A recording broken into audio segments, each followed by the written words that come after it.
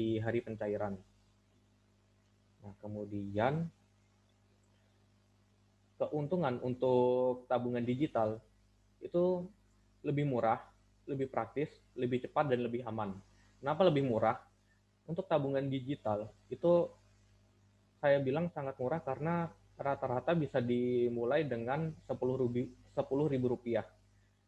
Kalau misalkan kita beli di toko, kita beli emas batangan, kita nggak bisa beli emas dengan harga 10.000. Tapi kalau dengan ini, dengan penyedia tabungan emas digital ini, kita bisa membeli emas 0,000 sekian gram. Nah, itu bisa, bahkan di buka emas tahu saya bisa dengan 1.000 rupiah, tapi rata-rata 10.000 yang saya tahu.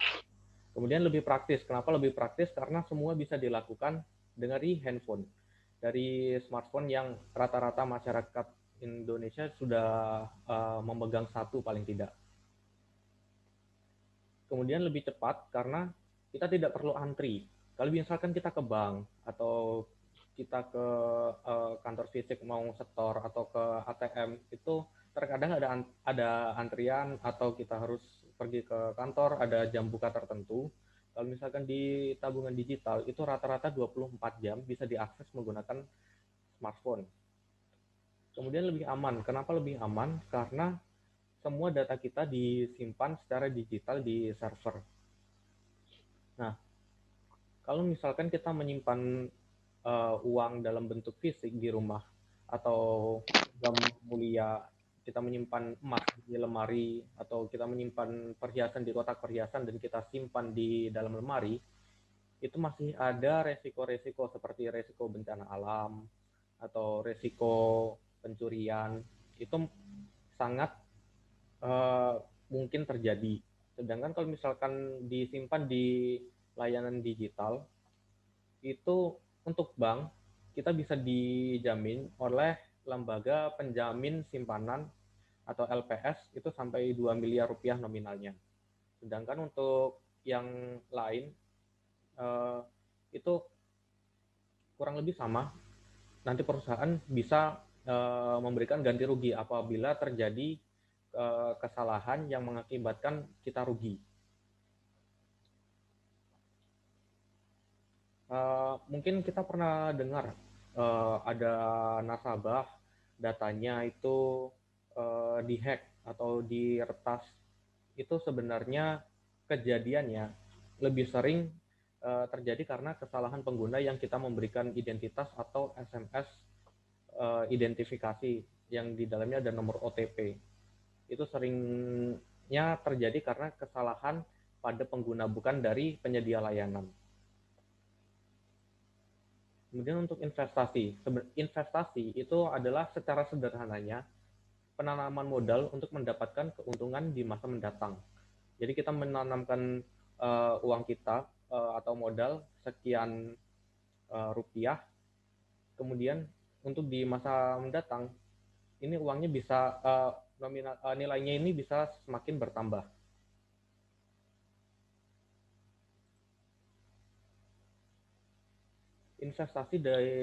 Investasi zaman dahulu. Kalau misalkan zaman dulu itu sering sekali stigmanya adalah modal awal harus besar, susah untuk dimengerti atau susah untuk dilakukan, susah untuk daftar, susah ini, susah itu, dan hanya untuk orang kaya karena ya modal awalnya ini besar, jadi hanya bisa dicapai untuk kelas ekonomi menengah ke atas.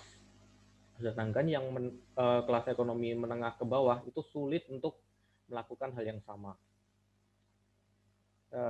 Ini sebenarnya kalau dulu ketiga pernyataan ini adalah benar karena memang dulu itu untuk modal awal diharuskan untuk memulai dengan beberapa juta rupiah. Kemudian susah ya susah karena kita membutuhkan beberapa persyaratan yang persyaratannya itu lumayan banyak sehingga untuk masyarakat awam itu cukup merepotkan. Sedangkan untuk investasi saat ini modal awal kecil, lebih mudah, dan untuk semua kalangan. Jadi seperti yang saya bilang tadi, rata-rata bisa dimulai dengan 10.000 rupiah, itu yang paling kecil. Kemudian lebih mudah karena bisa diakses dengan smartphone, dan untuk semua kalangan, karena modal awal yang kecil tadi, masyarakat yang ekonomi menengah ke bawah itu juga mudah untuk mengikuti. Nah, hanya tinggal nanti pilihan investasinya di eh, tangan kita untuk mau investasi ke bagian mana. Untuk di era digital ini, target saya adalah untuk masyarakat yang awam, jadi saya hanya mengenalkan yang namanya reksadana. Saya singgung sedikit saham, tapi untuk saham saya tidak terlalu dalam karena saya pandang saham ini masih berisiko lumayan tinggi untuk masyarakat yang masih awam. Jadi kalau misalkan berminat, nanti saudara-saudara atau bapak ibu yang menonton video ini atau mengikuti sosialisasi ini bisa untuk menanyakan lebih lanjut. Nah, kenapa saya rekomendasikan reksadana?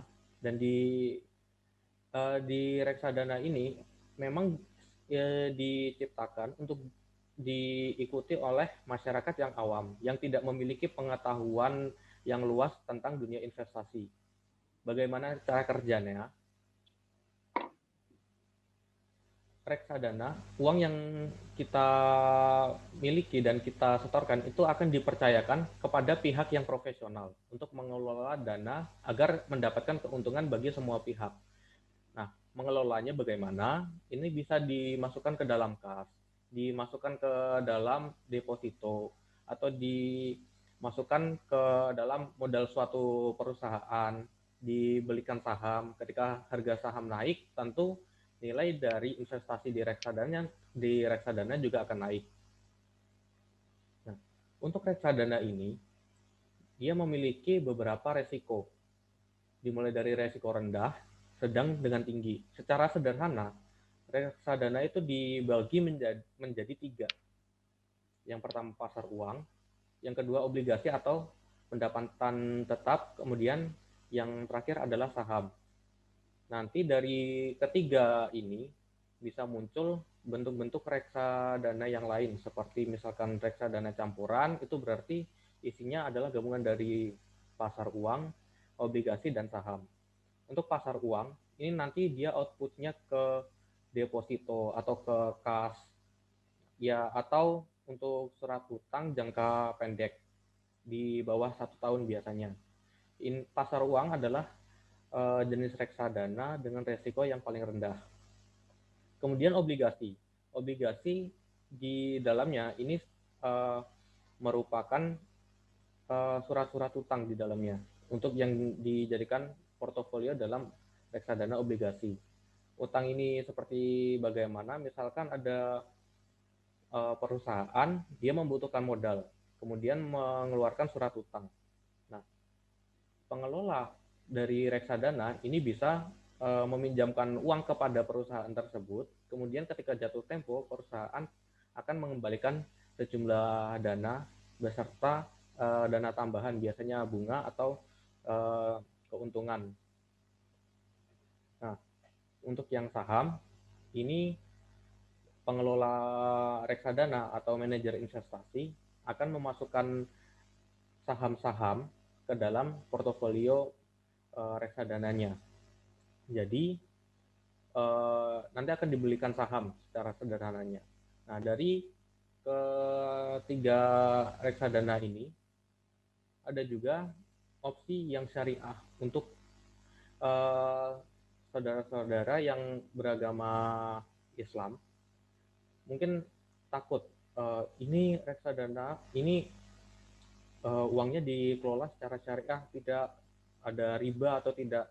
Sekarang ada yang namanya reksadana syariah. Jadi semua transaksi yang dilakukan itu berdasarkan prinsip syariah dan sudah diawasi juga oleh MUI untuk proses kegiatannya. Jadi bisa dikatakan reksadana ini untuk semua kalangan. Nah, kemudian yang cukup mengkhawatirkan di Indonesia saat ini adalah masalah penipuan. Kenapa? Karena dari dulu hingga sekarang, hingga tahun 2020-2021 ini, masih banyak penipuan-penipuan yang terjadi. Dan penipuan yang terjadi itu polanya kurang lebih sama semua. Biasanya penipuan yang terjadi di Indonesia itu terjadi karena kurangnya literasi keuangan pada masyarakat. Jenis penipuan yang sering terjadi ini seperti Ponzi atau uh, skema piramida. Jadi untuk skema Ponzi ini, setiap member dia diharuskan untuk mencari member baru. Kemudian member baru itu diharuskan untuk menyetorkan dana sekian, dengan jumlah sekian untuk bisa bergabung ke dalamnya. Kemudian member yang baru ini diwajibkan lagi untuk mencari member baru lagi. Dananya ini akan digunakan untuk membayar peserta pada gelombang yang pertama, gelombang yang awal. Nah, skema ini akan membuat apa itu terjadinya kesenjangan, bukan kesenjangan, ada gap antara janji dengan uang yang sebenarnya. Karena ini akan merugikan member-member yang gabungnya di akhir, karena uangnya sudah lari ke member yang generasi yang awal-awal. Nah, ini sangat sering terjadi untuk yang Ponzi ini. Kemudian yang kedua adalah multi level marketing. Untuk multi level marketing ini sebenarnya mirip dengan Ponzi, hanya saja dia menggunakan uh, alibi dengan sebuah produk misalkan. Nah, multi level marketing ini sebenarnya dia bisa menjadi strategi yang bagus untuk memasarkan produk. Tapi seringkali multi level marketing ini berakhir buruk karena produk yang sebenarnya dijual itu tidak sampai ke masyarakat dan hanya mengharapkan reward atau imbalan untuk mendapatkan member baru. Nah, karena dijanjikan imbalan ini, perusahaan nanti akan menanggung janji utang yang jumlahnya sangat besar. Karena produknya tidak terjual, pendapatan dari penjualan produk tentunya sangat minim, sedangkan janji untuk member yang baru semakin lama semakin meningkat. Ini yang jadi masalah ketika multi level marketing tidak dilakukan dengan benar. Nah, kemudian investasi bodong. Nah, di sini investasi bodong ini lumayan memprihatinkan karena jumlah kerugian dari investasi bodong itu dari berita-berita bisa mencapai ratusan juta bahkan miliaran rupiah. Dimulai dari investasi meminjamkan uang atau berkedok arisan, kemudian yang menampung uangnya biasanya kabur. Nah, ini sangat memprihatinkan karena cukup sering terjadi. Tahun 2020 saya dapati ada beberapa kasus investasi bodong. Kemudian ciri-ciri penipuan. Terus cukup mudah untuk kita mengidentifikasi ciri-ciri penipuan yang berkedok investasi atau sejenisnya. Pertama biasanya menjanjikan keuntungan yang besar dalam waktu singkat dengan resiko yang sangat kecil atau tidak ada resiko sama sekali. Nah, ini dia sudah tidak sesuai dengan ciri-ciri investasi karena investasi itu kalau misalkan resikonya rendah, keuntungannya juga rendah. Kemudian untuk keuntungan yang besar, resikonya juga besar. Itu kalau misalkan keuntungan besar dalam waktu singkat dan resiko yang sangat kecil atau tidak ada resiko, itu kemungkinan besar adalah investasi yang berupa penipuan atau bisa jadi ini dilakukan oleh penyedia layanan investasi yang resmi, tapi pemasarannya tidak sesuai dengan aturan yang berlaku karena adanya risiko ini dia berarti